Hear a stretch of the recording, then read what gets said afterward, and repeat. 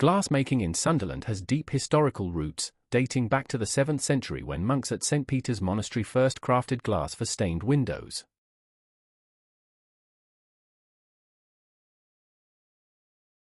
Over centuries, Sunderland became a world-renowned centre for glass production.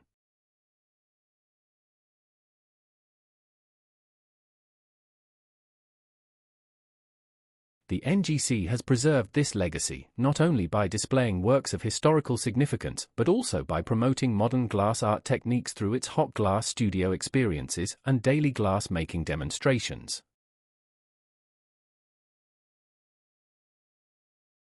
These experiences have allowed visitors to witness the beauty of molten glass transformed into intricate objects.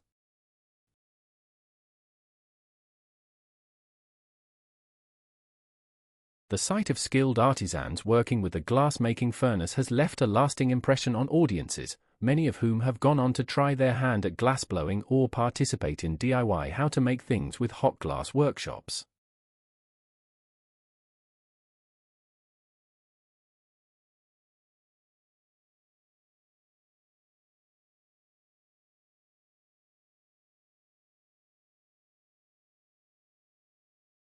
We spend a lot of time making cane, because that's especially cane work. Pulling canes, long lengths of cane, and then putting them up into smaller pieces, and then melting these onto the end of his iron. You can see the process as before.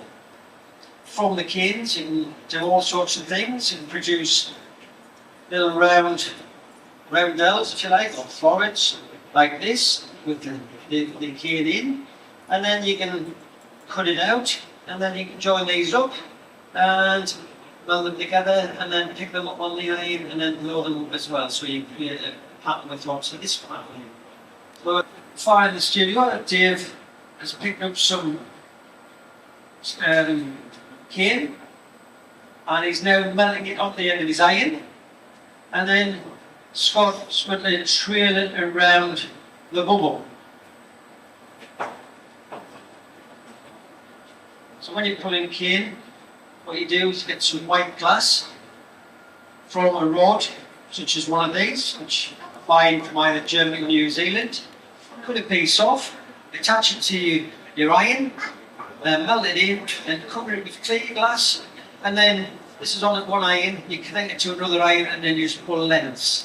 See, Scott now pushing and shoving those canes from the trail into the main body of the bubble to smooth it all off.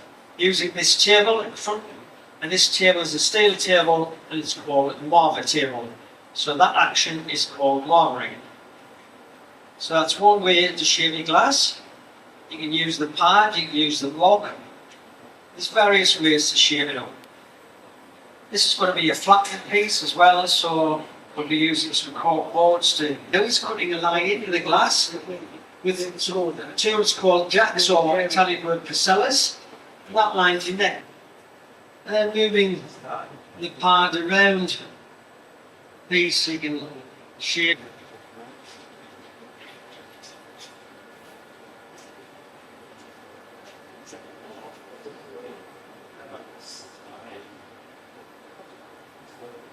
There, and that gives it a nice smoothing effect on the glass.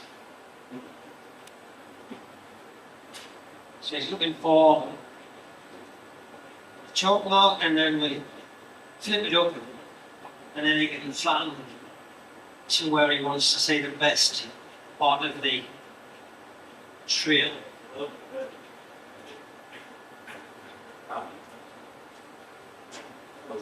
Now he's flattening the bottom, create the base.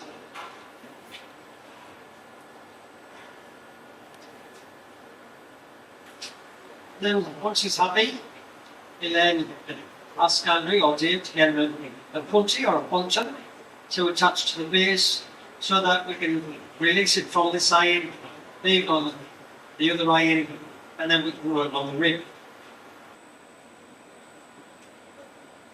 To shoot his padding in. Gives a nice, smooth, shiny finish.